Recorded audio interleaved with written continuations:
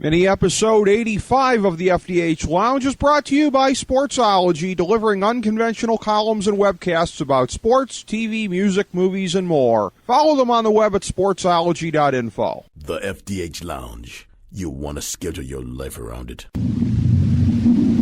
A long time ago, on a gloomy, wet Cleveland spring night, two men stand alone amidst the late-night drizzle. Their voices echo across the vacant station parking lot as they debate the merits of the great American radio show that have been missing for far too long. On that night, an idea was born. That idea became the FDH Lounge.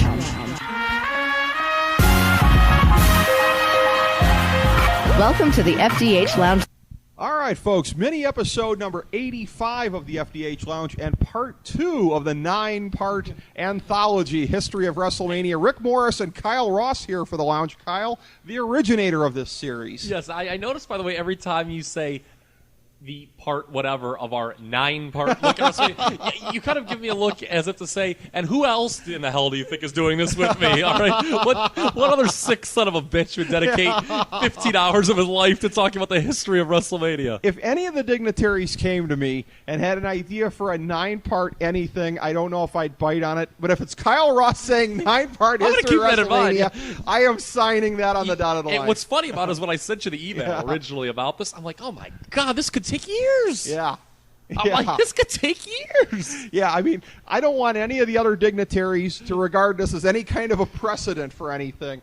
Rick, I'd like to do a 9-part series with you on the history of the NBA quarterfinals. Nope, sorry, I'm not interested. Yes, yeah. You know, but this is what it comes down to here is WrestleMania 3. This is a This will be, I believe, it's our only standalone part. I think so, and it's one of the most important ones in the history of the company. Maybe the most important one. Yeah. As we did with 1 and 2, as we talked about, let's talk a little bit about the macro and a little bit about the micro as far as what set it up. This was the first big dome show. This was the progenitor of the dome shows that would come subsequently. Their first time of really doing one of these things here, and it's the only one of the first 5 they did in a big stadium setting. Yeah, it was the one that set the table for it. And as I started to indicate to you off air, I see this. Here's something that I see about the wrestling boom of the 80s that's kind of overlooked. In the 90s, we kind of see that there were 2 chapters of it. The first one started with the NWO in 96 really kind of blowing it up. And the second chapter started when it was the ships passing in the night, spring of 98. Austin goes on top in the WWF, and they take over and never look back. Did 1990 to 96 not count? Or, I mean, because it really didn't. But well, the boom period. Okay, no, we're talking about the boom. Okay, so, yeah. Just when business was on fire, you're saying. Yeah, okay. So that period of 96 to 01 or 02 or however you bookend it, I would say 01 because it really fell off after WrestleMania 17. Which is a point that I want your listeners to keep in mind while we talk about WrestleMania 3. Yeah, wink, wink. How that fits in, yeah. But here's the thing. I would argue to you, Kyle Ross, that in a quiet way, the 80s boom kind of mirrored that because you had the first part of it that started with the national expansion in 84. Yep. You had Hogan going on top. I'd say the first part of the boom culminated in the first WrestleMania and about a month or 2 later in Saturday night's main event. Yeah. That was what set the table for the first part. Now we are getting into the second part of the 80s boom in 87 because WrestleMania 3 did it, but that was a year we're going to talk about this turnover in terms of talent. There's going to be names that we don't talk about as being on this show, but you had DiBiase coming in, you had Duggan coming in, you had at a certain point Rick Rude coming in, Bam Bam Bigelow coming in, names that would loom large for the rest of the decade. You know, and I think it's important because this, for most people, just because the size of the the mythology that comes along with WrestleMania 3 is the pinnacle of 1980s wrestling for most people. Yes. I would agree with that, first of all. Anyone who holds that opinion, I do agree with that. We talked about in the first part of this 9-part series that, they didn't really get WrestleMania right with 1 or 2. 1, it was a success. It obviously set the table for Vince dominating this industry. 2 was a step back. They tried the 3 locations, didn't work. This is the first WrestleMania that I think looks, and granted, 1987, the difference between production TV presentation is a lot different from 1987 to 2012, but I think this was the first WrestleMania that looked like what we expect a WrestleMania to look like. Obviously, the crowd, these hipsters, they always like to thumb their nose up. Vince inflated the attendance figures. That's fine. It's still a big crowd. Okay, that's my point. Okay, it's still okay. You can talk about numbers. You want 78,000, 93,000, whatever it is. Okay, when you put the show on and you look at it, you're like, that's one big crowd. Right. Okay. This to me, WrestleMania 1, I think Vince was able to inject wrestling into the mainstream. This was the show where it said, hey, I won. Okay. And to me, after this show, all the competition died. Because none of them could ever do something like this. The AWA was already pretty much dead. It accelerated the death of the AWA. 86 was a bad year. 87 started the truly putrid death throes of the AWA. Yeah, they still had, Kurt Hennig on top, but, he was looking for his first ticket out of there. Right. But, and then the NWA had a bad year in 87. Well, and that was when they absorbed the UWF and did it without an invasion because of the egos involved, Dusty's and everybody else's here. They blew it. Clubs, World Class was, for all intents and purposes, dead. They did that awful Fritz von Erich heart attack angle, I think was in 87. Ken Mantell was running opposition under the banner of Wild Wild West, I think, against them. I think that was the name of the promotion. Regardless, it was bad. The Truly awful. It was so. But, awful. Back to the good times. And I've said, and I think this would surprise people who listen to the old SNS at the time. I know that we got into some spirited debates back in those with some different folks about obviously my opinions on the main event of this show, Hogan Andre, most famous match in the history of the industry, but a match that for personally, isn't my favorite. And to me, I don't think. Historically speaking, it is the most favorite, but it's not a lot of people's favorite match. Right. We'll talk about that later. But, right. But it is certainly a celebration of that era. And what makes this show, and I'll rehash this probably one or two more times during this podcast, and then again when we talk about WrestleMania 17, which are, these two are widely considered to be the two best WrestleManias. I think 95% of people would name one of those two as the best WrestleMania shows ever. That are regarded as the anchors of the respected boom periods. Yes, which is the key. But this was, and it's interesting that I say this because as the gears are turning in my head, the boom kind of slowly and gradually declined after the show. This was the peak of the 80s boom period, okay, this show. But to me, it was a celebration of the era. WrestleMania 17 killed its era, and that is why... Combined with the invasion. True. Yeah. But if you look at the ratings before the invasion, right? Okay, when they turned Austin heel, and we're getting way ahead of ourselves here. Right. But these are interesting comparisons. They plummeted in April of 01. They did. Plummeted. They did. But they recovered for a huge buy rate. I was at the invasion, and that had a huge buy rate. That's what I'm saying. They could have recovered, and that's a way different story for a different day. We'll get into, in parts, 5 or 6 for those keeping score. No, but it's interesting to compare the commonalities between eras. But to me, if the WrestleMania 3 equivalent of what they did at 17 is if they did some, and it's going to be laughable what I'm going to say because this just never entered their minds and is so ridiculous. Hogan Andre double turn? No, it would have been if Heenan and Hogan aligned to trick Andre and aha, we made you look like an idiot. That's what I mean. Yeah, double turn. Yeah, you know what I'm saying. That would have been funny. Yeah, that would have been. But it would have killed. Yeah, it would have basically been the stupidest thing ever. Okay, right. And they didn't do it. Right. Okay, they did something pretty stupid at the end. To me, right. Here's the thing: people, because of the snowflakes and that mentality that have come about with the internet, and a big part of that, obviously. Sure. Okay. Because the match quality is superior overall in WrestleMania 17, people will tend to give that the nod. The booking of WrestleMania 3 is far superior to WrestleMania 17. Yeah, that's far true. superior, and it has the best match of either show. Very interesting. We'll talk about that. Which is debatable, but not in my eyes it isn't. I have an interesting and perhaps controversial point on that match. We'll get to that. Oh, I might bury you subsequently. badly. Okay, all right. I might rip you real bad. I might rip you real bad if you start. Okay. All right. Yeah. Depending on what I have to say, and yeah, I think I think you're picking up what I'm putting down. Don't about be that a Death match. Valley. Okay, that was some of the just manure. Some of the viewpoints I've read. Don't get involved in that manure. I'm going to rescue you. I'm going to rescue you, Ricky, because I already don't like what I'm hearing and I ain't heard it. All right. Well, we'll get to that subsequently. Let's start here. As we go further along in WrestleMania history, there are less matches that had basically no program implications to them. There's only a handful on this show out of the 12 matches. Yeah, that's all. To me, and this for me, again, you try to when you evaluating wrestling objectively. Okay, It's not a very serious. I've never taken it seriously. Okay, I'm not Buck Woodworth. Okay. Yeah. All right. Okay.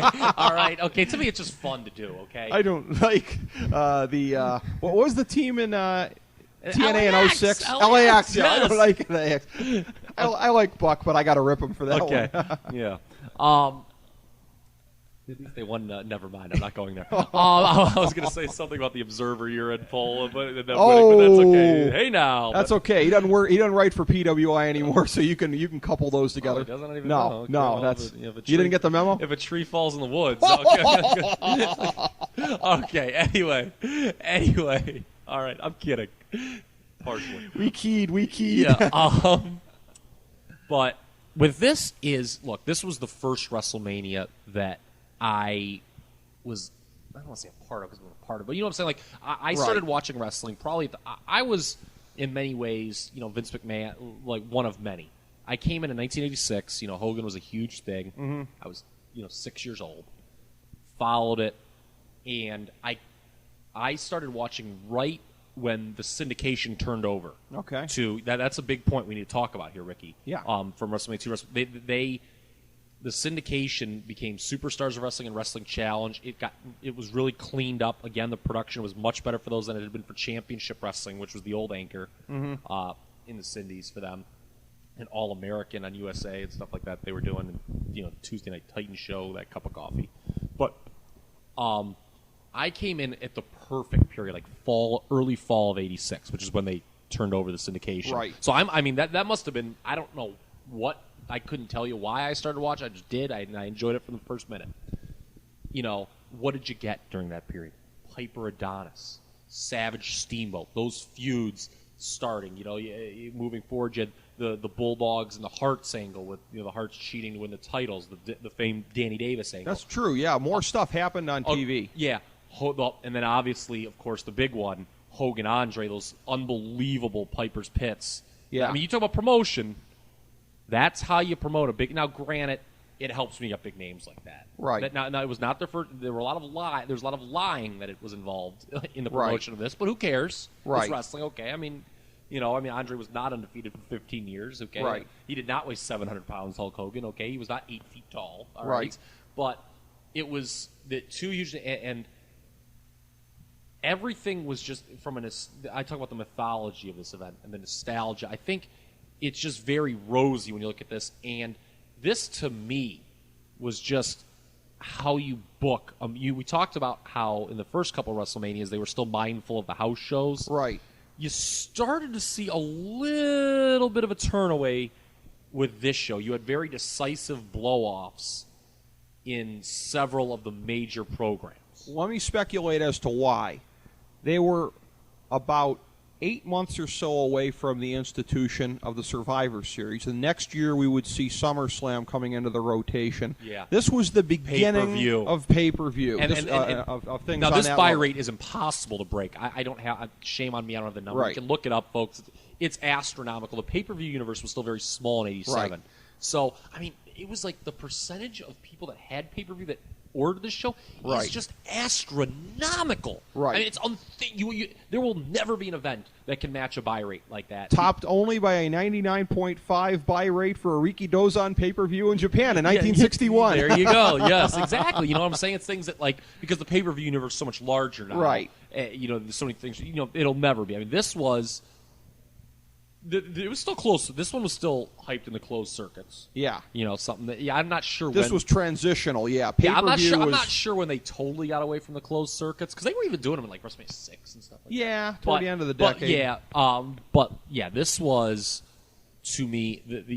It's interesting you bring up because pay-per-view. Obviously, he put the second pay-per-view on to screw Starrcade at the end of the year, and then a third pay-per-view was added in '88, and then a fourth in '89. So we started to see things away from that. You can draw a line to putting more blow-offs and stuff like that overall on pay-per-view to the beginning of certainly not de-emphasis in 1987 of the house shows, but a pointing to that's where the business is going to go in the next 10 years and did go. Yeah, because the house shows, we've talked about like some of the great runs and they became certainly less important. There weren't a lot of big drawing house show angles because Hogan Andre after WrestleMania 3 takes pretty much the rest of the year off until the Survivor Series. The main program on the house shows in the summer was Hogan Harley Race, which and that's that's a pretty interesting Savage thing Honky, right there. Honky was pretty good on the drawn as the Intercontinental Champion. He drew pretty well on the B shows. Yeah, definitely. Like in Savage, Let me ask you this: when we did our previous mini episode that we had done on mid '90s wrestling, a slump period, but a precursor kind of for the things that would happen during the boom period of the late '90s, we talked about how the house shows in both companies absolutely plummeted in the early 90s, 92, 93. Depth was a major problem there. In some ways, as we look at it now, hindsight being 2020. We don't want to be hindsight guy. No, we don't want to be hindsight guy. But I'm putting two and two together here, and I'm saying maybe that's not surprising because maybe by 92, 93, people were getting the memo already that, you know what, let's hold off, man. Maybe the important stuff's happening on pay-per-view now. Did that have anything to do with crashing the house shows as much as they were? I know things were bad, period, but 92 on paper and 93 should have been a bad year for the WWF, but 92 not so much. They had a lot of things popping that year. Yeah, there was a lot of things. The key was just the loss of Hogan. During this period, you could just throw Hogan out there against anybody. You talk about Harley Race. I think a lot of newer fans hear Hulk Hogan, Harley Race. Okay. Oh, I'm not going to go see that. That's not interesting. Right. Gee, who do you think is going to win? That's the mentality now. That sold out the Garden back-to-back months. Well, here's the thing too. As we start to tie it back to the show specifically here with Harley Race and Hogan, and I by the way, and I can note here, it has been confirmed off air by producer Steve. Great job by the FDH New York Bureau that Harley Race will be coming on the show, and I'll get to ask him about this, but.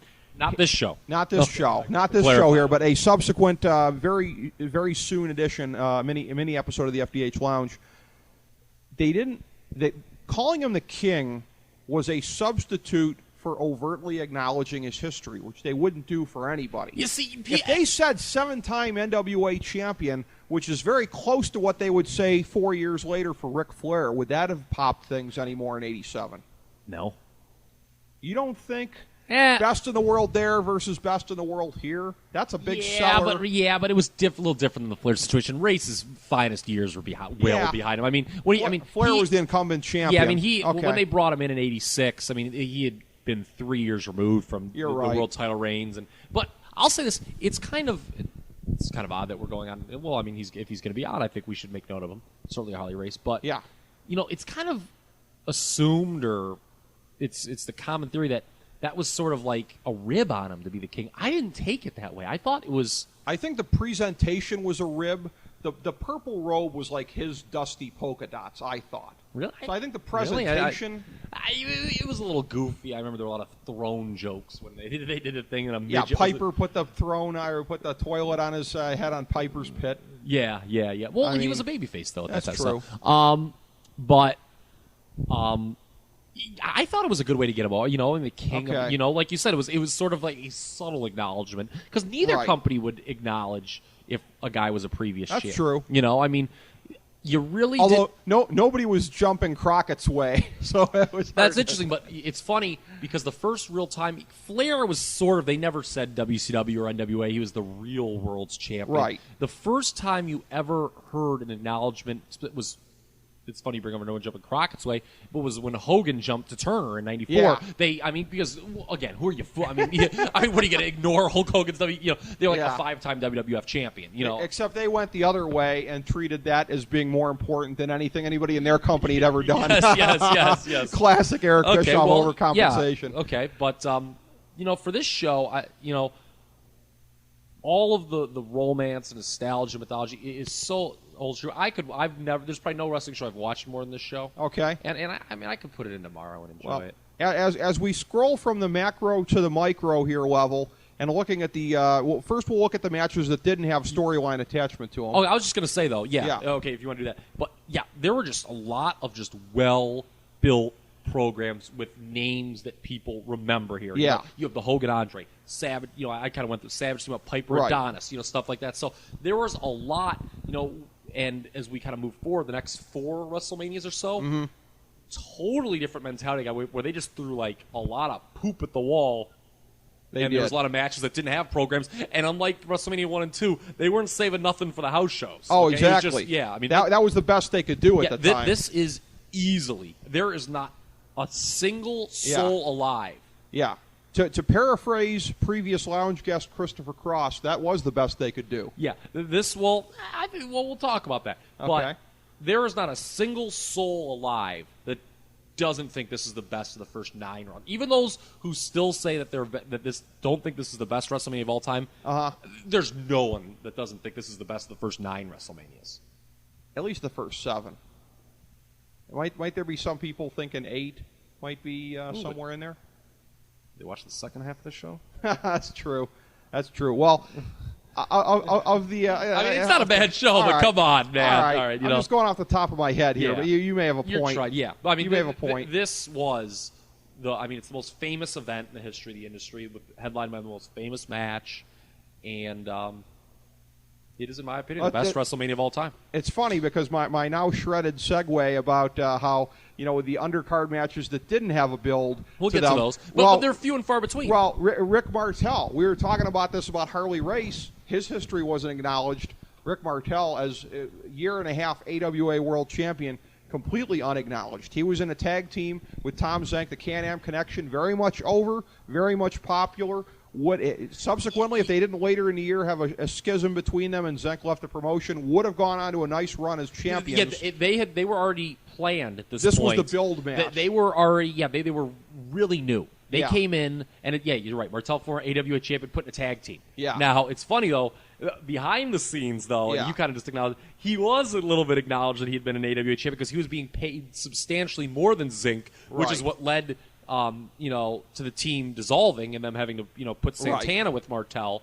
But this team had already, I think the long-term plan was they had already kind of slotted them in to beat the Hearts down the line in '87, and they put them. This is they wrestle. Again, you talk about transition. Bob Orton and Don Morocco, two guys have been on their way down the card. They had been reliable hands for several years. Part of they were big time players. Even though Morocco wasn't on the first WrestleMania and he curtain jerked the second, not indicative of his role in the company during that period. He was a major player, as was Orton, obviously with Piper. Interesting. Morocco might have been the guy least represented on WrestleManias relative to his importance to the company at the time. Yeah, because he wrestled Hogan in that Saturday Main Event in '86. We talked about. He had some good feuds. He had a good feud with Steamboat, obviously when the Steamer first came in. But Orton was. They came together as a result of the Piper Adonis angle. Orton, when Piper left, became Adonis's bodyguard. He had the great pink cowboy hat. Yep. Morocco was on the Piper's pit where they beat Piper down. Right. And so they kind of just formed a heel team. TNT, Tank and the Technician. Weren't they calling him that? Were they? I think so. Tank and the Technician. I don't even remember that. Wow. I do. Good for you. I'm not going to deny you that. They didn't use it that much. No, they didn't say it on this show, but... No. But, how it was at the time. Like, every tag team had to have a name. Yeah, but this was kind of weird because this is, kind of more something you'd see today. Where you kind of, two guys. Right. Well, at least they had a reason to get together. Right. Okay, unlike now they just throw Kofi Kingston and R-Truth together because I was going to say R-Truth and Miz. This is like how R-Truth and Miz got they're both black, all right. But these guys at least had a commonality from the Piper thing. But Orton was gone pretty quick after this. Right. Morocco turned babyface subsequently. Yeah, they were total, and it's interesting. But they were here just to put over the Can-Ams. Right, and which is what they should have done. They weren't as overt as S.D. Jones or George Wells at the previous ones, but they were essentially jobbers to the stars here. They were here to put over the Can-Ams, to be that stepping stone to the tag team unlike, titles. To your point, they actually had some name value. It was kind of like, in a mentality, okay, that's a big win for the Can-Ams. Right. It shows you how the cards had progressed. Now the jobbers to the stars had name value. They were guys that were on their way down the card, repaying the favors. Yeah, so what newer fans have to understand favors. is, unlike today where there's fewer people over than ever before. Right. They did a very good job of keeping a lot of people over during this time period. They did. So I'm going to go through the ones here first that had no or little storyline build. But you look, it's not a great match, but give it a check mark because it accomplishes its goal. It did. 5:37. It wasn't long, but it accomplished its goal. At 3:39, something that accomplished no discernible goal. Butch Reed with Slick defeated Coco Beware. Boy, you talk about let's put two wrestlers together because they're black. Yeah, well, again, though, I mean, Coco was weird because jobber to the stars. It was almost from the. I guess it was just because he was so small. But here, it was the curse of being a great worker. He could make the other guys look good. He could take great bumps. You looked spectacular if you were in there with Coco Beware and he was eating your offense. That's the curse of guys that are great workers but are deemed too small or too lacking in one area to get over on their own. He really, he kind of got on that Jobber to the Stars platform pretty quick. He did. He didn't, he was relatively, he came in that end of '86 period. But here's the thing. As both these guys are pretty. Reed was real new. But Coco, and he was doing that. By the way, the natural gimmick. He's a black guy with blonde hair. Ha ha ha. Yeah. Okay. Well, and here's the thing. You and I were laughing off air about how fans react today to Santino Marella and how they still react. He's bulletproof. He's bulletproof because his stuff gets over. Coco was bulletproof because of the bird, and he'd do the same. Pile driver. And the pile driver and everything like that. It was He'd kind of go out there interesting. and do jobs, and fans they wouldn't treat him like a loser after it. Oh, there's Coco. Let's dance while he's going to the ring. Dude, It was interesting. So it served, and it was kind of funny because that match there was a little bit of an angle actually afterwards with Tito Santana who. He and Butch Reed kind of had a very forgettable program around this period. Okay. Poor Tito again, once again, kind of being a throw-in in a different match. Periphery of WrestleMania. Yeah. Imagine that. Yes. Well, what's kind of funny is he wins the first match in WrestleMania history, subsequently lost every WrestleMania appearance after that, Tito. That's right. Yeah, so. That's right. But, this was another, kind of going out of order. This was a blink. Again, though, the goal was to put somebody over. They put Butch Reed over. It really didn't go anywhere. Reed did have that program with Superstar Billy Graham in the fall of it, which was one of many failed programs in 1987. You talk about, remember why 1987 kind of, we talked about the transition and what happened after the show. Right. That the Billy Graham comeback fell flat. The Ken Patera thing was their big post-WrestleMania angle, and that really fell flat. Right. Yeah, that whole thing of how fans were supposed to react in that angle, that fell flat. Here's another match without much of a storyline, but it ties into what we were saying about 87 and what was to come. Iron Sheik Nikolai Volkov with Slick versus the Killer Bees. The Sheik and Volkov winning by disqualification. That match noted as the WWF on-camera debut, I believe, of Hacksaw Jim Duggan. Didn't he get involved at the end there and come out and do USA, USA? It wasn't. He had shown up prior because it wasn't and maybe there was vignettes. Because he was very, very, very new. I mean, brand new. Yeah, but I remember establish him on the big stage against the foreigners. But he comes out, and it's not like they weren't like, "Who is this man?" No. It was like they knew who he was, right? And he had they kind of referenced that he had told Volkov not to sing the anthem. That's right. Okay, so it wasn't his. I don't know if it was the first time we saw him in a ring. I can't really remember, but regardless, he was very early on. Yeah. And this match was basically, you're right, there was nothing going on between the Bees and Sheik and Volkov. Right. The Bees were already kind of in their perpetual, right, jobber to the Stars babyface tag team role. But this entire match was a backdrop for Duggan, who subsequently gets fired very shortly after the show for the famed, cocaine arrest with the Iron Sheik. Right. Because, and by the way, it's kind of funny the way wrestling works. They weren't mad at him for doing cocaine. They were mad at him because they were feuding and caught together. Right. So it made for a very entertaining hot seat interview with Iron Sheik in Pro Wrestling Illustrated back in '87. That was very interesting. I want to know if they did the blow off the 2x4. Oh! Yeah. I'm telling you right now, I'd pay any kind of money to be in the backseat of that car if I could have observed Jim Duggan just fucking blowing a big hog off the 2x4 and then giving the old thumbs up. Oh! You know what you want to do? You want to be like the guys in Hot Tub Time Machine that could go back in time and capture that on a camera phone. I'd love to have that to put on YouTube today, Kyle Ross. Yeah. That would be funny, awesome. And then Sheik going, cocaine #1, USA, Patui, yes. Okay. But this was a bad, That would be amazing. It's kind of funny, too, the way it worked. They win by DQ as Duggan just, hits the Sheik with a 2x4. Right. It's kind of funny, the baby face, how how strong the lines were. The Bees didn't care, Right. in this year. That's something to point out, too. I think, they're like, oh, yeah, we love the USA, too. We understand why you would completely ruin our match. And we end up with the loser's end of the purse. Oh, yes. Yeah, there we go. But, yeah, there weren't a lot of matches that didn't have this was, it needs to point out, too, this was a popcorn match. Yeah. Is the match before Hogan Andre. Right. So, well, you corrected me at least on one or two of these off air. I think I see one more that didn't have a program. I didn't realize that they were still going strong a year later, or at least in their death throes together. The Dream Team of Valentine and Beefcake with Johnny Valiant and Dino Bravo against the Rougeau brothers. They won that match over Jacques and Raymond. Yeah, this is kind of funny. This was very poorly executed. I had a buddy a couple of years ago. I love this is one of the few things that only I can recall. I loaned him a tape of this. And he goes to me, he's like, yeah, I didn't really understand what happened to that Dream Team. He's like, what was going on there? It was very poorly executed. This, again, much like the Bees versus Sheik and Volkov as a backdrop for Duggan, the match was very ancillary. It was a backdrop to abruptly turn Brutus' face. Yes, and do the new Dream Team, which was much worse than the original. Mm-hmm. With Dino Bravo would come in, and the decision was they're going to turn Beefcake face, and they needed to do something because the Dream Team had, they had lost the belts to WrestleMania the year before. They really had done nothing. They went around still with the Bulldogs, and the house shows were unsuccessful. A year was a long time to tread water, even with no pay-per-views and things moving slower. Yeah. Yeah, they weren't doing anything. The Rougeaus, by the way, terribly miscast his face. And the thing with this period too is they were still a long way away from that heel turn. Right. They were bad. They were just very happy-go-lucky. They're good workers. Right. Okay, very good No workers. direction for the characters. But they had no direction here, and it did them no favors that they jobbed. Bravo factors in the finish. They cheat to win. The commentators weren't even paying attention to this match. Heenan comes up in the booth and starts cutting this promo for the later Hogan-Andre match.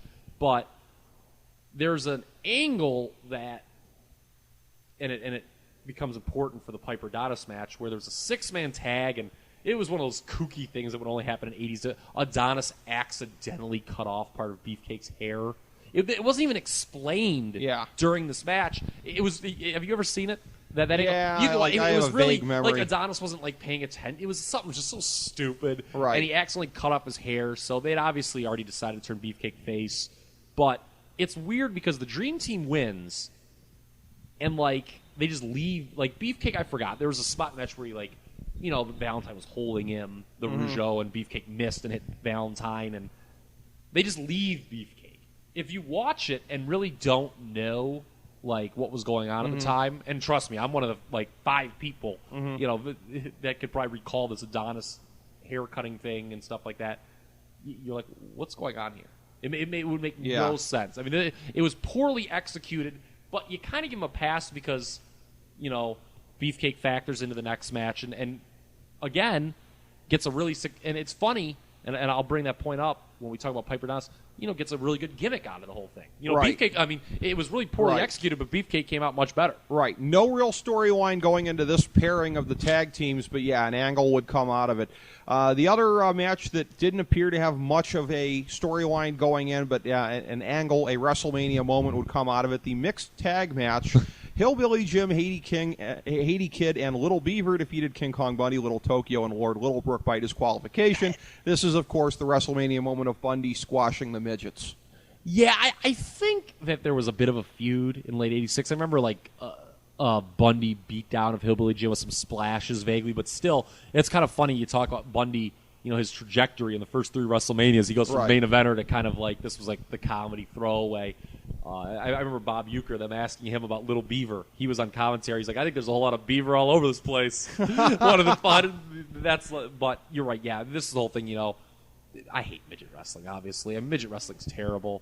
But at least they didn't waste anyone good in this. And it's short. It's inoffensive.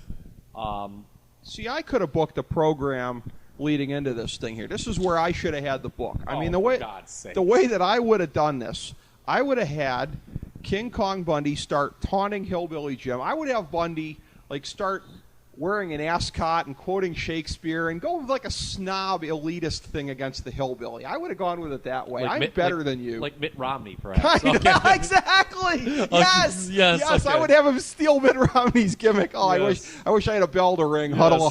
Okay. But no, that's that whole thing. The whole thing existed to set up that one moment. Nothing more. Which is less. Interesting because Bundy. After this, it was over pretty much. He did main event a couple Saturday Night main events against Hogan, but that was a backdrop to kind of resuscitate Hogan Andre for the rematch.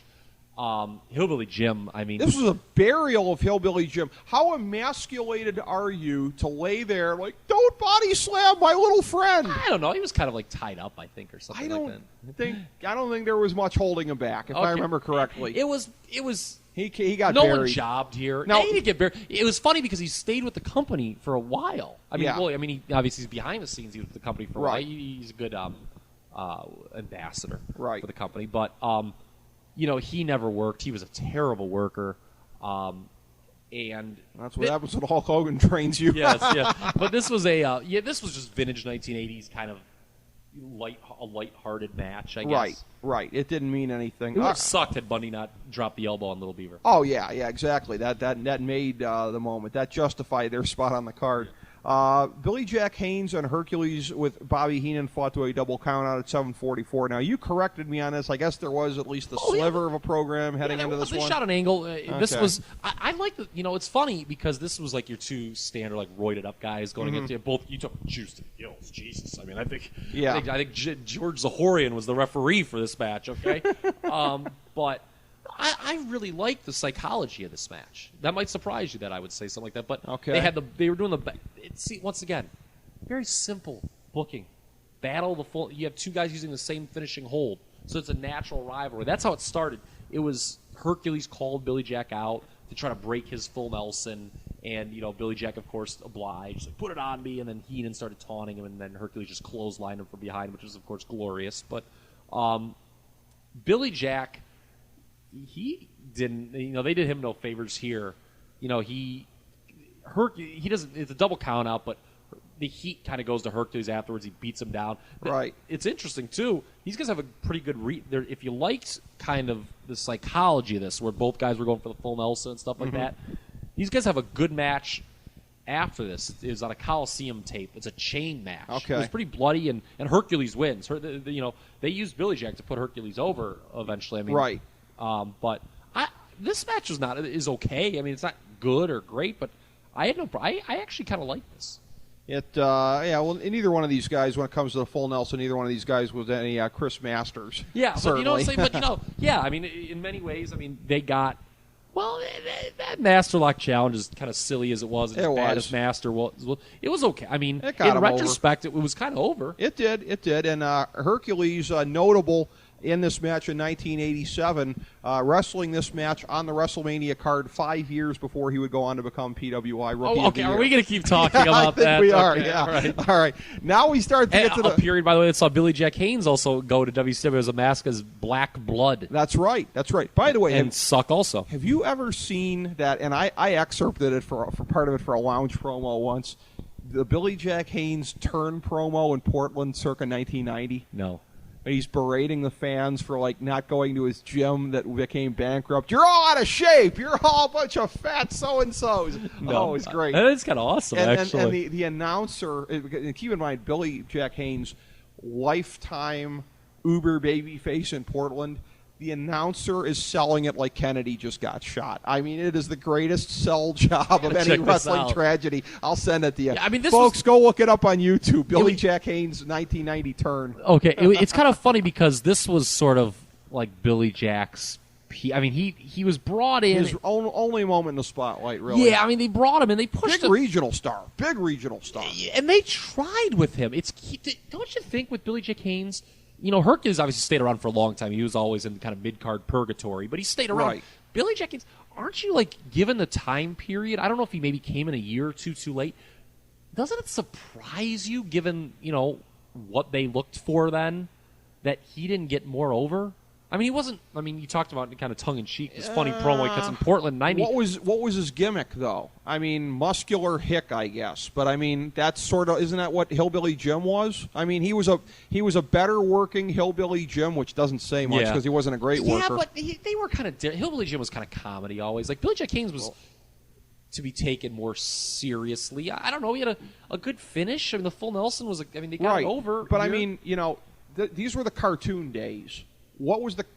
If I were to say to you, I don't know. To Billy Jack Haynes, describe him to me. Like, what would you? Okay, you're right. He had a funny hat. He had Oregon on his tights. I mean, but, I mean, he just didn't have a hook.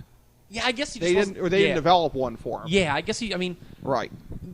It just surprises me a little bit because he had the look. You got to think they probably were disappointed by him. Well, here's the thing, because by the end of the year, he was teaming with Ken Patera, Jabba to Demolition. Here's the thing, and again, a guy who wrestled in Oregon, but also and most successfully in Oregon, decent runs in world class in Florida, fairly forgettable in Crockett, just because he wasn't one of Dusty Rhodes' boys.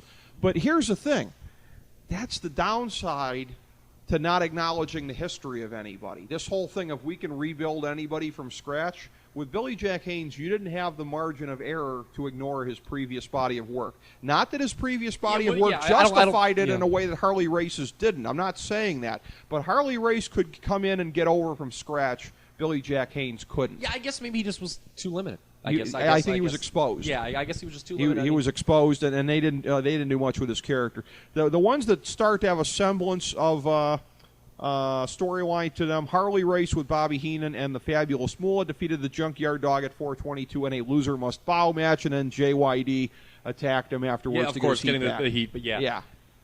This was kind of, by the way, at this point it was the junk food dog. Yes. He was fat. I mean, he was real fat, and he didn't care anymore. This was sort of grabbing a whole buttload of cakes. Yeah, this was sort of the last of a series of attempts to put JYD in a program with kind of a veteran bump machine. Right. Because that's, I mean, if you watch this match, I mean, it's basically Race. I mean, even though he's older, he looked pretty, he bumped like a mofo in this match. I mean, he was bumping all over. Moolah, I don't really know what her purpose was, just to get on the supposed to be royalty, I guess. Yeah, the queen, she was the queen of wrestling or something. But, it's kind of, I mean, Race goes over pretty shockingly clean with a belly-to-belly after he just bumps. I mean, it's in many ways, it's like that Adonis-Elmer match from WrestleMania 2. Yeah. Where the heel just bumps for 4 minutes, it's a move out of nowhere and wins. That's what, and then but it had that this did have an angle. They tried to make him bow on a Saturday night's main event before this, and he of course wouldn't do it. This country never had no king. This country never had no queen. So he kind of like curtsies to him, and then he hits him with a chair and stuff to get his heat back. Here's the commonality with earlier in the card too. Orton and Morocco. We talk about 87 was a transitional year. This definitely marked doing a clean job here. Junkyard Dog on his way down the card. Yeah, JYD was pretty much done by this point. Yes. Now, this is kind of surprising. I guess it just shows how over he was at one, because he was the number. I mean, there was a period where he was the number 2 babyface in the company. Well, after Snuka and Slaughter left, probably yes, for a period around of time. WrestleMania. Yeah, I would say around and before Piper turned. So yeah, in that 85, 86. Yeah, I would say. I mean, he main evented house shows against Terry Funk, which was another of these long line of B, maybe even C shows if they were doing 3 cards a night. But that's main event. Good. It was a main event of a house show. I've seen it. So, well, he was a guy who was able. He was never acknowledged with his Watts history.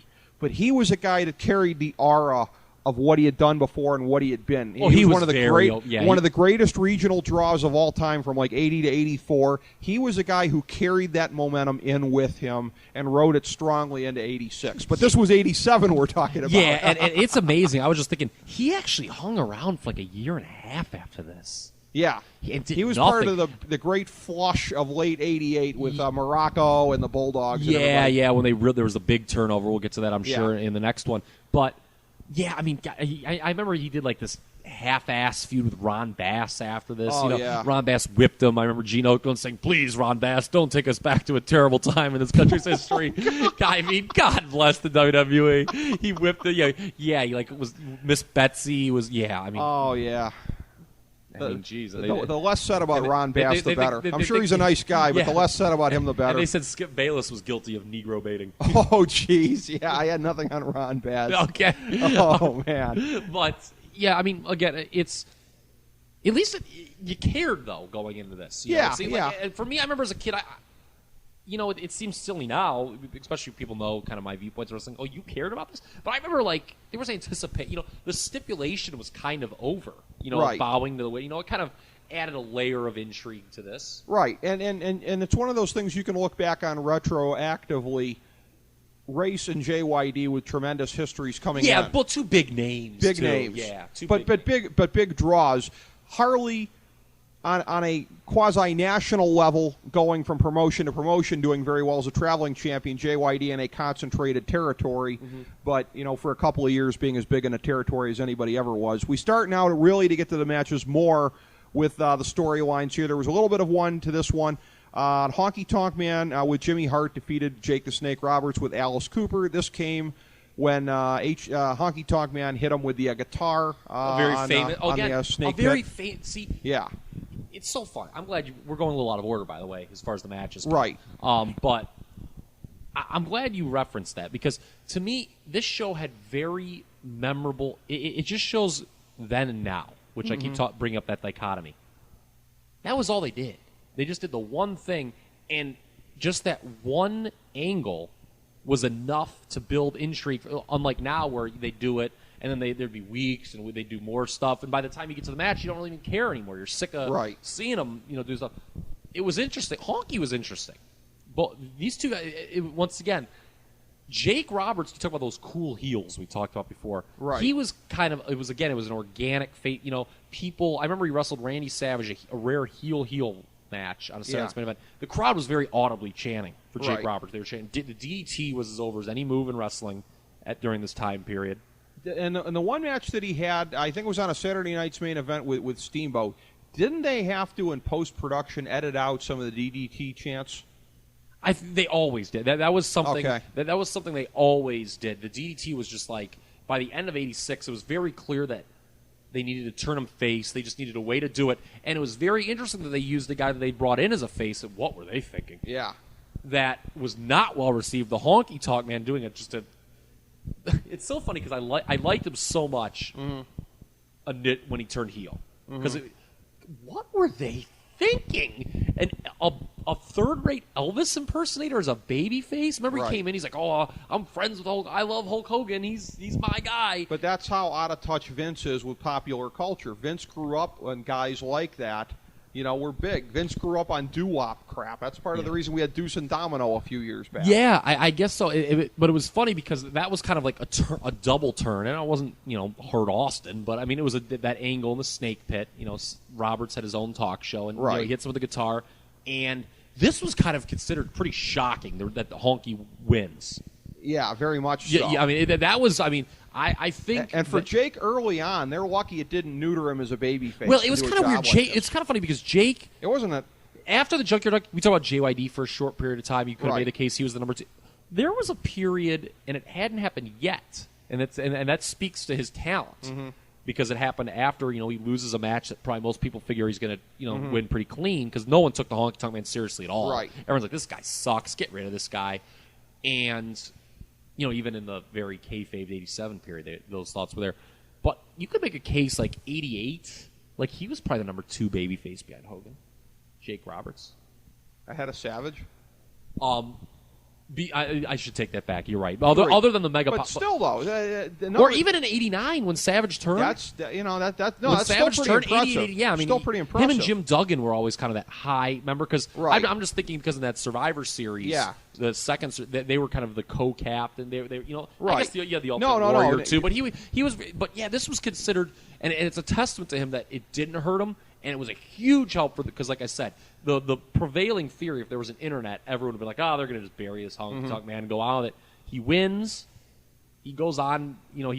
They did a great job booking him in '87 as like this terrible guy that no one thought deserved to ever win, and he always cheat. He cheats to win here. They did the angle with Alice Cooper after, which is I guess okay, but he wins the Intercontinental title. A couple months down the road. The Honky Tonk Man, and has a very good run with it. Well, and the thing that's hilarious, Alice Cooper, this guy who has the image to a good chunk of the world as being a big druggie who's anything but, teamed up with Jake Roberts. Fill in your own punchline here. Yeah. That's. By the way, it needs to be said that unlike today, when the celebrities are just doing it for a paycheck and kind of almost embarrassed to be there, these celebrities, I thought, like genuinely put a good foot forward in these early WrestleManias. I thought so, yeah. I'm not saying like Alice Cooper ever came out and cut one of the finest promos in the history of the business, but it seemed like he was like into it. Euchre, Bob Euchre was at this WrestleMania. He was Hart, pretty funny, yeah. Even Mary Hart, seemed like she tried, a little bit. By the way, as far as it goes with Jake Roberts in '86, this is an urban legend I've never seen substantiated. Supposedly there's this lost snake pit that never made air. They were going to set up a house show program with him and Hogan. He DDT'd him. The crowd was going nuts for the DDT, and it never aired. Jake lies a lot. Right. And that was on. I love that Jake Roberts. I don't know what it is. Right. Now, if somebody offered him 3 grams of crack to tell the story in a shoot interview, he would. So you can't be sure. It's not revered as one of the best DVDs they've done. And granted, there are some false truths. I love that Jake Roberts, that Pick Your Poison DVD. I haven't seen it. Really? No. Oh God, I really like it. Okay. I mean, they gave it a lot of room to breathe. It's longer than a lot of the other ones of guys they've done subsequently from the year, like the Steamboats and the Hennings. Oh, it's a good one. I'm going to let you. I know the answer is probably no. Did they talk to Bill Watts on that one? No, he buried Bill Watts unmercifully on it. Okay. He buried him unmercifully. Okay. They talk about Bill Watts. He buries him horribly in it. For both when he worked for him in the 80s and the 90s. Okay. When he came to WCW. But interesting. They do reference that. That's where I think that came. He's like, oh, yeah, we did. Hogan, who, of course, is another notorious liar. I mean, it's tough when those are your two base sources of info on something. Right. He acknowledged that they did do something, but they don't show it. Okay. So I don't know if the crowd. Jake kind of played it up like the crowd wanted him to beat Hogan and be like this huge baby face. I don't know. I mean, it could have been a smattering of people. Could have been. Who okay. knows? Well, you said I'm going out of order on this, and I am, but I'm trying to build towards what are the most important ones on the card. The next one, probably an importance from there. 6-man tag after they did the tag team title switch earlier in the year. Dynamite Kid could barely walk at this point, much less wrestle. No, he was okay. Because he did moves. Here he was 2/5 of vodka and a bottle and a bunch of Vicodin every night. Maybe he was all all right. Right. I mean, he was not the worker he once was. This was not. He had certainly dropped the level from the matches with Tiger Mask in Japan. But I mean, well, the man had herniated his discs the previous December 13th. Yeah, but I mean, what's interesting is sad that I remember the date. Oh, I thought you were maybe going off Wikipedia. I am not, actually. That's from my old After Mags. It's just burned in my... And it was Cops, Ontario? Cops Coliseum, he hurt himself. Ontario? And it's funny, because let's talk about the setup to this. Yeah. Danny... it's funny, because he did nothing once they made him into a wrestler. They tried here. I thought that was a great angle. I mean, WCW ripped it off with Nick Patrick, which I thought also got over very well, if you remember. The dirty... don't you think, it's, again... very much like the full battle, 2 guys have the same finishing move. Easy psychology, easy to book. Is it like the heel ref? That's a good gimmick. It is. But pardon me. If you go back to the syndication on Superstars and Judge, they really built that up. This was not something that just this was done a lot better than, say, NWA when they did it with Teddy Long against the Road Warriors, when he just kind of... out of nowhere did a fast count, Right. remember, to get the belts off them. They, for months, had him favoring the heels, Right. Davis. And what was in an unbelievable, I don't know if it was luck or they never mention these things, for continuity, he was the ref, Davis. They had not started the gimmick at this point. He was the ref when Savage cheated to beat Santana for the Intercontinental title. And they played that up here. Even though when it happened, it just so happened he was a ref and a heel cheated to win a title. He played no role in it. As somebody who used to watch Guiding Light when it was on the air and is familiar with soap opera and other structuring, have you ever heard of the term retroactive continuity, retcon? Yeah. They retconned Danny Davis But you know into what? allowing Randy Savage's cheating a year earlier. But you know That what? It just- worked. I think, what do you... I just couldn't get past that. Really? I just couldn't get I past thought it was good because it was a reason that... He didn't willfully allow Randy Savage. No, because it would have gotten played up by the commentators at the time, and it never did. I just couldn't get past that. That was Really? that was Apology? I a, thought that it was- was a bridge too far for me. I thought it was good luck, good fortune for them. I thought it was a good way. Well, because they needed a partner, And they did, and it fit perfectly. I disagree with you. I just. I thought that was, and so anyway, the pinnacle of the Davis angle is he's the referee for the Bulldogs and the Hearts, and you're right, Dynamite Kid had hurt himself. Yeah, very and badly. they needed to take the He had to titles be off. carried to the ring. He gets a piggyback ride to the ring. Hart hits him off camera with the megaphone, basically taking him out of the match. So Davis is the ref for the Bulldogs Hearts. It was on Superstars in Tampa, and so it's 2-on-1 the whole time. And Davis just allows them to beat Davey Boy up 2-on-1 the whole match, and does a quick cut, And it was after that Jack Tunney, of course, came out and gave him the famous ban, life plus 10 years, Right? Which is one of that always made me chuckle. Life plus 10 years, just in case. But to bring Santana back though, he was wrestling when they did that actually. Right. So when Tunney came out and did that, Right. So they kind of brought him back in that way, but I thought it was kind of neat how they did that. It was like everyone on the babyface side had lost their title in a match where he was the ref, and then it's kind of odd though from a booking perspective that the heels went over here, don't you? Because now it's kind of in today's perspective when you do something like this, it's like okay, the titles aren't on the line. This is you can actually beat the champions here and give the babyfaces their heat back. And they didn't do it. They really put the Hearts over. Here's the thing, though, and this is one of those things you couldn't tell Davis at the time. gets the pin. Yeah, you couldn't. Well, they were trying to keep as much heat as they could on him. Yeah, and this was kind of funny that they did that. And I guess once again, because he was the one who needed it. The Hearts didn't need any more heat. They had the belts. Yeah, but they really got pushed really hard, and they. It's funny. Bret Hart tells a story that they never had big plans for them when they originally teamed them up, and they just got really, really over on their own merit. The Hearts. Great matches, stole the show, and awful. Well, here's the thing, though. But I just think you're right. It's funny because hindsight being 2020, with Davis getting he hits Davey Boy at the megaphone and stuff like that. He did a good. This is a fun match, by the way. This is a pretty good match. Here's another thing, and this is the biggest hindsight is 2020 thing, but it makes sense now. We talk about earlier in the show, JYD, Orton, Morocco moving down the card with the Bulldogs. Even with the back injury, I mean, I think we all had to be thinking they were the best tag team by far in the WWF the last 2 years. It's only a matter of time. They're going to get the belts back. They're going to whatever. I think we all thought that. How do you go from where they were to never getting a sniff again? Well, they worked against the Hearts after this on the Saturday Night's Main Event. Yeah. And do you remember they did some real goofy booking? Yeah. They did a 2 out of 3 falls match. It was the Saturday Night's Main Event after the show. And they beat them in the Hearts in 2 straight falls. And the crowd goes crazy.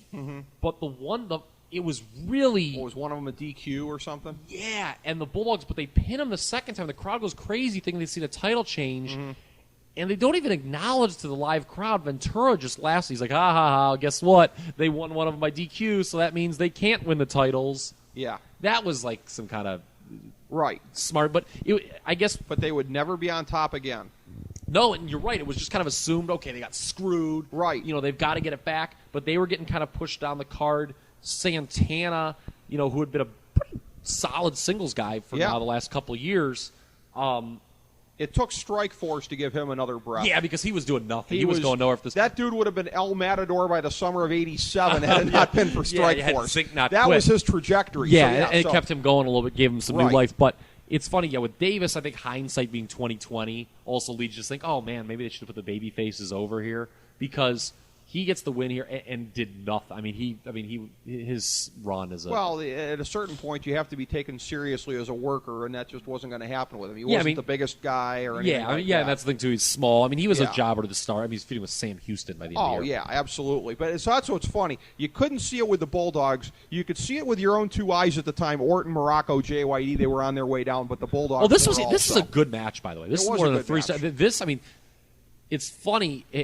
Because 12 matches again, just like the previous year. So, and they didn't give a lot of matches a lot of time. There were no Broadways in this period during this period. But I would have loved to see this get more time, because this is good. It was right. It was perfectly done. The ending was just kind of like, whoa, like they kind of killed the crowd a little bit. They're like, whoa, because no one thought that Davis and the Hearts would win. Right. So. Well, we get to the 3 matches that had the Uber build, all of whom have been teased at least previously here.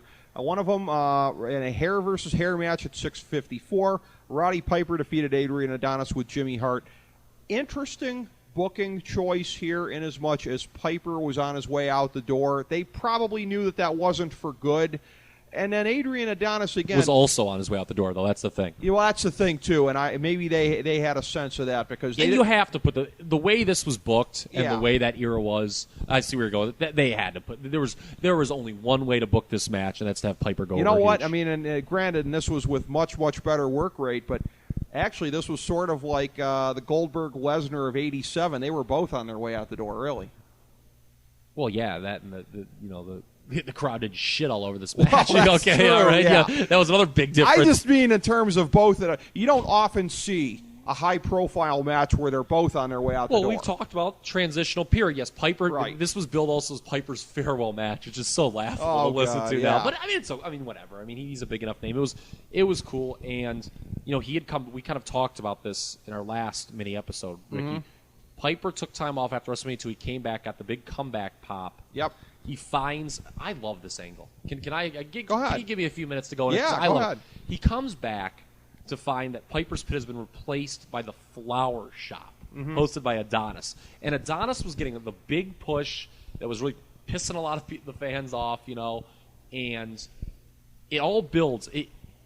You can actually watch this entire thing unfold on YouTube. Somebody put it together. God bless them. Because I think it was on a Coliseum video. They must have just took it off. YouTube search Piper's Pit versus Flower Shop. Mm-hmm. There was unbelievable build to an angle that aired on one of the very first Superstars of Wrestling when they switched it. We've talked about that numerous times when they switched over to syndication in late '86, where they kind of did this dual hosting thing. They really put it over, and Bob Orton, who was Piper's old bodyguard, is now Adonis's bodyguard. Piper, he's just disgusted. He cuts this great promo. He's like, "I don't want my kids watching this guy," and then Morocco's there, and they all do an awesome. Like Adonis was kind of a joke. Obviously, he was grossly overweight. Mm-hmm. He got involved with some bigger angle. He teamed up with Randy Savage on the house shows in the summer of '86, but largely he was a joke. And that angle turned him, I thought, and I'm in the minority. A lot of people hated this run. Right. Hated it. I thought it was great. Turned him into a big-time player. He was a heat magnet. Yeah. They beat him down. Piper, does the big, he comes back, and I think I don't know if it was a kayfabe injury or if he did legitimately get hurt a little bit. Piper, there was that Saturday Night's Main Event in Cleveland where Piper clobbers him with the crutch, right, and then Adonis takes some time off. And this was really long. That angle was September. Right. This match was March. Unheard of by today's standards, to have that blow off all the way. Here's the funny thing. There are limits to what the pre-build was prior to that. Because before Piper went away, I saw this on Piper's DVD, Piper was given a leather jacket in Piper's Pit by guess who? Adonis. When he was making the switch to Adorable. So Piper, pre-WrestleMania 2, was approving of the new Adrian Adonis. So there are limits to how far ahead they planned this, because they never explained that. Well, again, we'll remember that is true. I remember that, and again, the face-heel dichotomy was so heels always supported heels, face always back in that period. And you're right. I don't know if when Piper went away for that summer if they had that in mind. They were going to use somebody as a catalyst, but they didn't know when he went away it was going to be Adonis. I'm telling you, they didn't know. I mean, they did give him the show. I don't know. I mean, I wasn't there. I wasn't on the booking committee. Well, there were other ways to do it other than the whole thing with the show. But once they gave him Bob Orton, that was probably a giveaway. Yeah, so I mean, the decision was made well in advance. But again, just the long-term planning here was unbelievable. It was impeccable. The crowd heat is just molten for this match. I mean, it's got to be seen to be appreciated. Right. And we talked about though. Here's the key: 2 guys on their way out the door. Okay, Adonis appeared. This was a mega job. He gets his head shaved. Right. Beaten cleanly. Mega job. Piper. He leaves. But this whole match gave Brutus Beefcake a rub, and out of this match, to me, that's the big thing about this match. Right. Okay, it wraps up a huge feud, but out of it comes this new character, Brutus the Barber Beefcake, which was, I don't think, I don't want to put words in your mouth. I don't think you're the biggest Brutus Beefcake fan, but it was a successful gimmick for 2 years. It was. It was a successful mid-card, ultimately upper mid-card. Yeah, but when we had him on the show one time, we looked up his theme music, and I had Jason play it before he came on. I'm sure that was perfect. Did you give him any Anthrax? Well, by the way, as long as we're making such jokes here, what this proves is that Piper, for anybody that doubted this, I mean, had Hulk Hogan back in the 80s, one night done one too many rails and fell face down in the mirror only to never get up.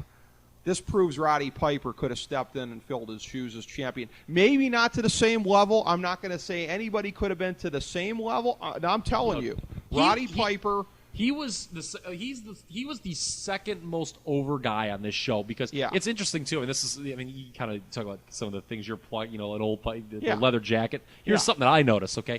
He, other than Hogan, he was the only guy who didn't come down and in one of those motorized rings that everyone loves about this show. Remember, everyone loves how they had those little rings. If you haven't seen them, why don't they bring those back? By the way. The motorized rings. That would be. You know who's probably behind that Tool? Kevin Dunn. He probably thinks they're stupid or something like that. Those motorized rings are cool. It's probably they probably figure it's harder for guys to show individuality when they're just waving at the crowd on the way. I don't know. I guess you can't have Batista do the gay rodeo dance and stuff. Okay, But no, he was the only guy who didn't, other than Hogan, who didn't come down in the motorized cart. Right. That's true. So yeah, this is one of those matches that. If I were to tell you, I'd give this 3.5 stars. Right. Most people are like, what? Right. 6, the angle and the heat carry this beyond the level of work that was involved. It did. And Adonis, again, just bumps. Jimmy Hart bumps a lot in this. Right. I mean, the ending is really silly. Well, and that's the thing, too. The ending was really silly with, Adonis, trying to hit him with something and missing and hitting himself in the face. It looked really kind of bad. For Adonis, and again, a really, really, really good worker. And he was so fat, by the way. But he was. But, that was a guy where no matter how fat he got, he could still work. And that was a thing where... between him and Harley Race a couple matches previous, folks, you talk about people who could bump and make a very... a guy with a baby face with limited offense look good. Right. These guys wrote the playbook. Oh, yeah. There's a reason, and you were there that night. There's a reason that the night we had Jesse Ventura on the show, I mixed up political questions with the East-West connection because I'm an Adrian Adonis mark. You got to ask questions about a guy like that. We get to now the 2 matches on the card, the actual main event and what I would call the comic book guy main event because to all the snowflakes people, this is the holy grail of late 80s wrestling. Yes. Ricky Steamboat with George Steele, there he is again, defeated Intercontinental Champion Randy Savage with Miss Elizabeth at 14:35. All I will say about this is, for a match that I didn't see at the time and only saw subsequently, after it had been, praised to the utmost. Oh, don't. I didn't think it lived up to the billing. I thought the 2 counts were a little formulaic. How many 2 counts can we cram into this thing? Oh, it had 38 2 counts, 5 of them in 18 seconds. I don't know. It just, there's a term on both Death Valley Driver and Pro Wrestling Only on the message boards. It's a stupid term then. Okay. Self-conscious epic. When you're trying too hard to paint the Mona Lisa. I could not disagree more. I understand the concept. Yeah. If you want to see a concept, if you want to see, first of all, this match is unquestionably the greatest WWF match in the 1980s. It is. It is not close. And maybe this is an unfair standard, but could this match even hold the jock of any of the matches in the Steamboat Flair trilogy of '89? I think it's fairly close. Really? Yes. You'd put I'm it going up to tell there you why. like Raging I'm going Cajun, to go into it. All Okay. right? I'm going to go into this. Go ahead. First of all, if you want an example of what you talk about, because there is a concept that exists where guys go out there to do an epic and it's just not working. If you want to see an example, ROH, 2012. yeah. No, they've got some, but no. To be fair, if you want a very good, Cornette. Yeah, if you want a very good example of what Hope you're you'll talking still come about, on. a very good example of what you're talking about. Yeah. Shawn Michaels, Mr. Perfect, SummerSlam, '93. Yes. That is this match is nothing short of perfection. Really? Yes. Okay. To me, I'll have to watch it again. I have watched this match more times than I've probably watched any match ever. It never gets old. First of all, again, you have to talk about the time period. I came in. The angle that started this feud is what made me, I can identifiably trace to what made me love wrestling forever. Okay. I thought, again, this is when the Intercontinental title meant something. Okay? Memo to Vince McMahon. Okay? You can actually make that title mean something just on its own. An Intercontinental title match can have a ton of intrigue. Now, granted, good luck finding guys on this level, of Randy Savage or Ricky Steamboat, but... Well, they're going to have a great Intercontinental title match at WrestleMania this year. The problem is they're calling it the World title, and it's going to have Daniel Bryan and Sheamus. That's what I kept thinking, too. It's that's a different story for a different day. Yes. But here you go, okay? Let's talk about the setup here. Okay. I'm going to make everyone go out and watch this match right after they listen to this, Okay. All right. Randy Savage, we talked about, he beat Santana early in the year. He was unquestionably the number 2 guy in the company. He is the greatest Intercontinental champion that ever lived. Okay? Yep. This run was the pinnacle of the Intercontinental title, in my opinion. Okay? Steamboat around the same time, very over babyface, has a feud with Jake Roberts, wins it, and they set up a match on national TV on Superstars. Mm-hmm. Good TV match for those. Have you ever? It's probably been a long time since you've seen it. I think so. Yeah. But very good TV match for Superstars of Wrestling in 1986. Right. Okay. Very good TV match. Right. A lot of near falls. People really wanted the title. Savage was very hated. Steamboat very beloved. People wanted the title switch. Obviously, then comes the famous angle where Savage sort of, realizing that he's in a lot of trouble, drapes Steamboat's neck over the rail, comes down hard. Steamboat goes in the all-time oversell mode. Vince McMahon. An oversell that would make Shawn Michaels SummerSlam 05 blush. Yes. Vince McMahon, who is rightly maligned a lot of times as a commentator, was the perfect guy to do this. My God, Steamboat can't breathe. He can't breathe. That's like... And Please tell me that there was a prototype, by God, King, in there. No, there was not. Oh, that's the only thing. Jim, I would have loved to hear that. Oh, God. Yeah. Jim Ross. You would have been ready to call it the National Guard after hearing his call. And did you remember that episode? Bruno Sammartino flipped out on because Savage cuts the... He went ape-shite in the back. Yeah, they treat it like Steamboat's pretty much dead. They stretcher him off. Right. In this, the crowd's freaking out. And then Sammartino's giving you updates he's in the trainer's room. Savage comes out with this ketchup. And he's like, where's the hot dog at? I got my ketchup and my mustard. Where's the hot dog at? And Sammartino freaks out and just chokes him up against the wall. Yeah. I mean, this got over huge. And then obviously they talk about something that would never get over today. Those Ricky Steamboat vignettes where he's learning to talk again. Those were bad. Okay, that was kind of the low part. No one remembers that, though. But he comes back. He shows up. The crowd is so molten for this match. They had some really good house show matches. There's one in Detroit about a month. The crowd was just this to me is the most anticipated Intercontinental title match ever. Yeah, the matches around the Horn before and after Mania were unbelievable. They didn't have any really after. I thought they had a couple loops after, didn't they? Just a couple. Maybe I'm thinking of the ones that were before. Oh, yeah, they were real good. But this, and it's funny if you watch... Because there were several loops all in all. And if you watch them, they individually, a lot of the spots you saw in the WrestleMania match were done. The big backdrop spot in this match. That Steamboat beats Savage in Ontario on a count-out when he just does that. There's no mats. Savage hits the floor and gets counted out. For one, and there's a lot here. But it's so interesting behind the scenes, the story. Steamboat talks about this in great detail, that they kind of got together months in advance, meaning him and Savage, and decided, hey, this is probably going to be the biggest stage we're ever on in our careers. We're going to steal the show. And Savage was notorious for note by note by note by note by note. Very famous story. They listed everything out before one lockup they had. It was that detailed.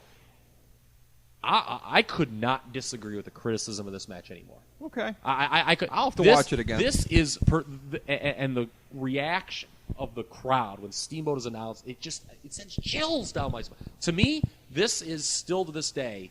You talk about where does it fit in with people. I have this as number 2 WrestleMania match ever. Okay. I remember from the list of lists. Yeah, and that was obviously done about 6 years. 06, yeah. 06, so 6 years ago now. Yeah. I had it number 2 then. I got it number 2 now. Okay. That's probably higher than a lot of people have it. Okay. But this to me is unquestionably it's the best wrestling match of the time period. That's what makes WrestleMania 3 so. Not only does it have the most famous match of the time period, the best wrestling match. Same part. Right. Okay. I mean, you can't. They did steal the show, and whether or not Steamboat talks about this that after the show everyone was coming up to him and Savage and not Hogan, that pissed Hogan off to no end. Which, if that's true, I absolutely love it. Okay. Whether that's true or not, who knows? But the bottom line is, man, I love the way that this match is not a Broadway, because today they would have given him a lot more time, obviously. Right. The 2 count thing was huge because they worked at such a fast pace. And I just remember I don't know, for me, I just remember there's a moment where Jesse Ventura, who never was a shill as an announcer, just goes to Gorilla Monsoon and goes, I think this is the greatest match I've ever seen in my life. And it's just like, yeah, like I probably watched this match 100 times. I could put it on right now. I'd be dialed into the max. Okay. All right. Yeah. Meltzer only gives it 4.5 stars, which I think is one of his worst ratings ever. This to me, definition of a 5-star match. I'll have to take another look at it. By the way, you talk about Steamboat Flair. By the way, I was kind of processing in my head. It's probably not better than any of them. Kind of close to the Chi-Town Rumble, though. Okay. That one I think I only saw bits and pieces of, but I was mesmerized by the Cajun one, the one at the Clash. The thing also too here in looking at this, they had at least one loop around. I know because there wasn't much daylight between when Steamboat won and he dropped it to Honky Tonk Man that summer.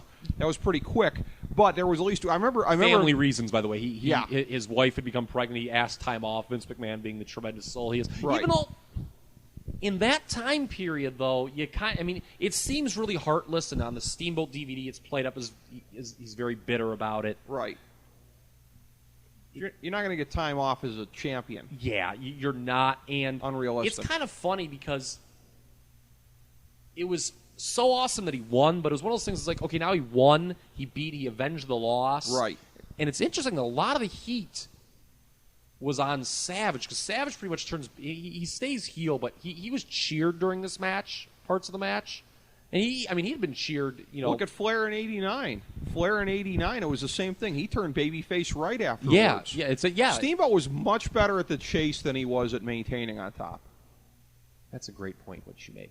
Because I don't know what he would have done, because whatever program he would have done next as the champion would just not have measured up to the Savage. So it almost, as crazy as it is, him losing the title, and it was I remember as a kid just stunned that he lost to the Honky Tonk. It's like one of those, like you're an 8-year-old kid, Mark, what?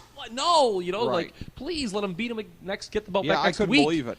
It was really shocking, but in retrospect, I think it kind of worked. It's okay. No, it did. That was a great point you made. He's better at the chase than maintaining. Yeah, and that's the problem is, a guy like him has to win the blow-off match, but it's just like, you better know what you're doing after that in a hurry, because it's not going to maintain. He's not going to be your guy to build around. And they didn't know what they were, because it was funny, they did it, this angle in the Stardust main event after this, where he beats Hercules. Again, an old Steamboat Hercules match again. And Savage comes out, and he attacks. The crowd really kind of wanted them to put their differences aside. It almost seemed, and he attacks them anyway. But they didn't do a lot, because Steamboat kind of bitches about it a little bit on his DVD.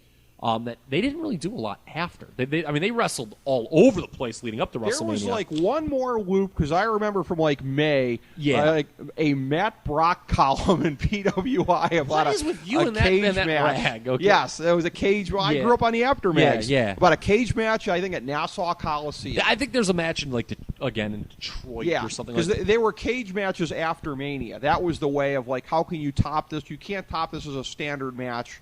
So we'll bring it to the cage. That was the ultimate proving ground. And this match, obviously, also, let's bring this up, very influential. A lot of the smaller guys, guys that are going to be having a big match, your CM Punks, it's like this match. Right. Because these were two guys. I mean, obviously, again, they were obviously much bigger than the average man, but they were not known as big guys. And it came this out was of nowhere. Not really Jack Haynes Hercules. This was the least work rate oriented territory / big promotion of its time. And that helps the mythology of this match, I'll say, because, like I said, I don't think, this stupid Death Valley, your boys, that stupid message board didn't have this as the number one match. I'm just a lurker. I'm not a poster. Okay. As the match, they had this as number 2 match of the 80s, which is stupid. Okay, it's dumb. It's wrong. What, they have it behind one of the Steamboat Flares? No, for WWF. This is just no Slaughter Sheik. Oh, the boot camp match is which is idolized on there. Yeah. Now, I would put that that's probably, to me, now it's funny to me to rip a pick that would probably be my obvious number 2, but but so far behind it. Yeah, to me, this was the only 5-star, to get real nerdy on you here, this is the only 5-star match of the 1980s WWF. Well, that was the work rate main event, the actual main event on the show. And you and I talked about this a little bit here. And this is one of the ways where the FDH Lounge differs from Vince McMahon and from those who edit out history and everything like that. I'll invoke a little bit of history. We're very open about that on the show. We'll talk about anything. When you were on SNS back in 2006, you had a debate with a gentleman that was a previous broadcast distributor for both of us, Paul Belfi at the Sports Talk Network, and you had a very vigorous debate with him. And it was one of those things where, and again, I'm a smart mark. I always said at the time, and I think he never much liked it, I said I'm a Sunday night sympathizer, but it was, back in the whole war between the shows. And that's where my tastes lie then and lie now. But I was like, God, as much as it pains me, I kind of agree with Paul as far as, like, if you're going to apply the criteria you applied for the list of lists, because I think that was just taken out of context. Work rate oriented big match ever. I mean, I can't think of another big match that had worse work rate, but it didn't matter. It was 15 on a scale of 1 to 10 in every other criteria that you were applying. I'll have to go back and listen to how I set that up, because at the end of the day, any of those lists were basically just my opinions anyway. Sure. But I mean, you start with those. If you're going 1 to 10, you start with a baseline of 30 before you even get to work rate.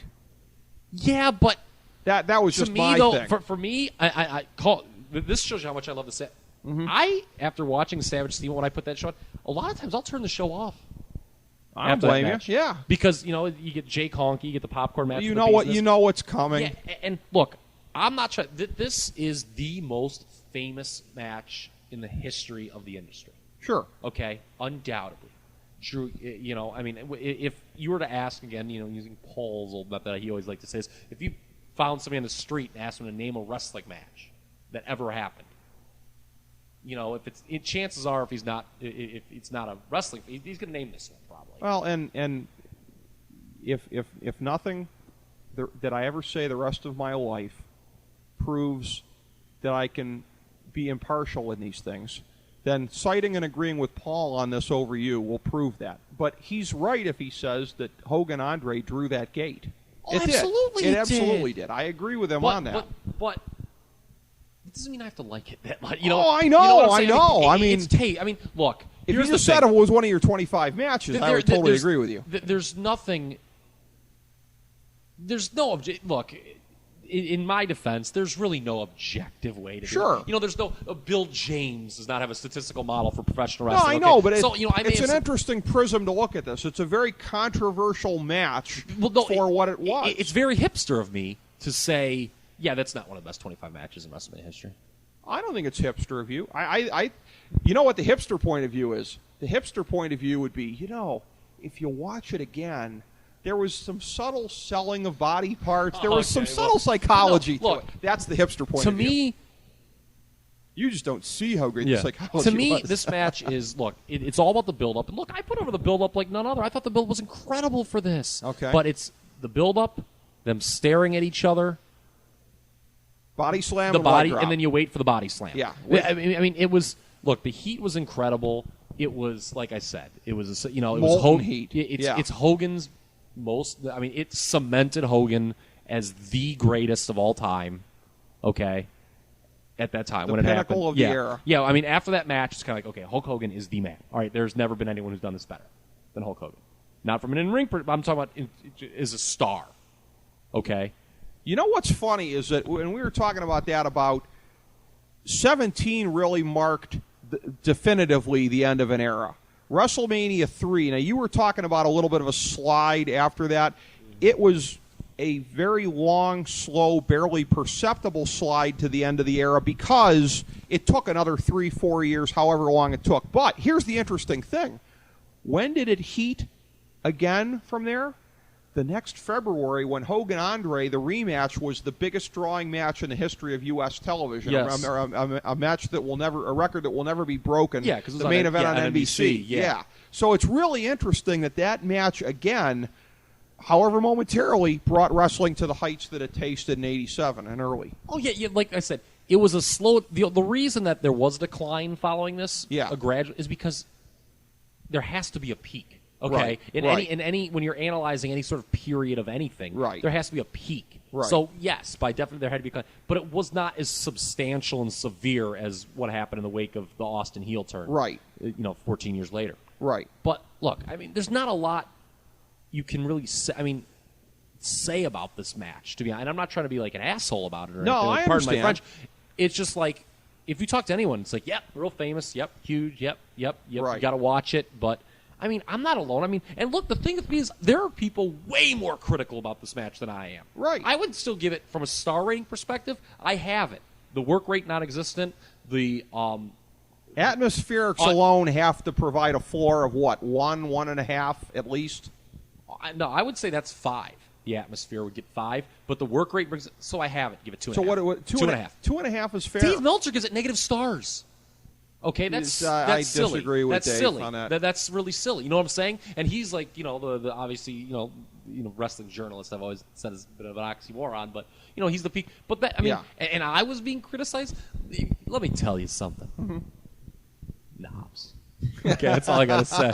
Knobs. All right, 6 years later, knobs. Okay. Yeah. Like, to me, it's like, all right, maybe I was, when I said was taking, like I tried to be objective about it. I was just trying to. That's Okay. That's the hype machine. Okay. Okay. I was trying to be a hype machine. At the end of the day, if you ever go back and listen to list, it's just my day. Well, you never said, in all fairness, you never said each of these evenly applied, evenly whatever. No. Now, Paul seized on that as though that were Yeah, the look, case. yeah, If Paul's framing were correct, I would have to agree with him. But that was just Paul's interpretation of what look, you said. I said, like, I factor these things in. But at the end of the Sure. day, you're always factoring that when you watch a match. Right. But at the end of the day, it's like, people will come up for, just like a song or a movie, people come up with justifications why song A is better than song B, album A is better. Right. At the end of the day, man, Right. it comes down to your ears and eyes. Right. Okay, that's all that matters. Right. There's no objective way. And the interesting thing is that, as we wrap up 3, when you look at the slide that came after this, now granted, and again, not dramatic in terms of business. They did a good business. No, I was going to say, they 88, survived. we're going to talk about this Yeah. because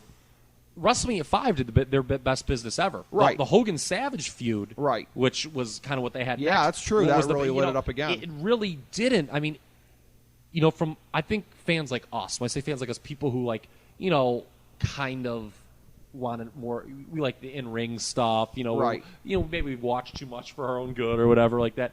87 and 88 in general were not very creatively. Were not.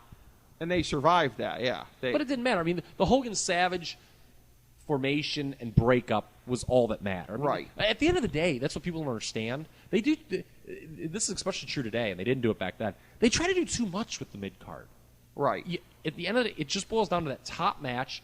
And this whole show, the whole legacy is, Right. okay, look at this, okay? Billy Jack Kane's Hercules, one angle, set that match up. JYD Race, one angle, set that up. Savage Steamboat was a little more, and Piper Adonis a little more long term. But keep in mind, those were like 6-month storylines. Right. But still, very subtle things. Hogan Andre. Right. Okay? Yeah, 3 years, a long time. I mean, it was just basically, just a couple promos. Well, and when you look at that, and we talked about that the first 2 shows didn't really have big blow-offs.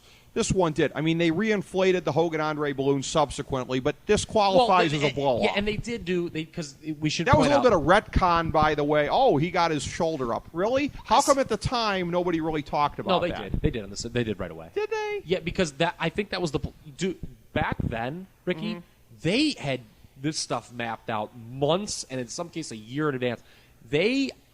Now, I don't know if the NBC deal was up, but there was an interview, a sit-down interview with Andre. Granted, Andre did leave, pretty much. That's what I'm saying. He was gone. Yeah, but he did some TV stuff, and they played it up that, his shoulder, he pinned him. Because for those who, first of all, there can't be anyone who's listening to this who's never seen this match. But in case you forget, there's a spot early in the match. Hogan tries the body slam, fails. Andre falls on him. And yeah, it's kind of silly because his shoulder very clearly was up and whatever. But Andre tries to claim it was a 3, and they played that up for the rematch. But in the immediate aftermath, this qualified as a blow-off. The Piper win was a blow-off. The Steamboat win was a blow-off.